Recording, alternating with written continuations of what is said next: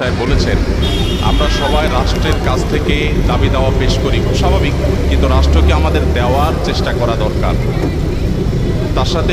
পরিপূর্ণভাবে সহমত পোষণ করে একটি কথা আমি বলতে চাই, সেটা হলো এদেশের 3 লক্ষ মসজিদের কমপক্ষে 6 লক্ষ ইমাম মুয়াজ্জিন রাষ্ট্রকে দেওয়ার জন্য প্রতিনিয়ত চেষ্টা করেন এবং দিয়ে যাচ্ছেন। দুর্ভাগ্যজনক বাস্তবতা, স্বাধীনতার 50 বছর পরেও ইমাম মুয়াজ্জিন এবং আলেম ওলামাদের কোনো অবদানের স্বীকৃতিটুকু রাষ্ট্র কখনো দিতে পারে নাই। আজও বাংলাদেশের চেহারাকে যদি পরিবর্তন করে দিতে হয়, আজও বাংলাদেশকে যদি স্বনির্ভর করতে হয়, আজও বাংলাদেশের পরিবেশ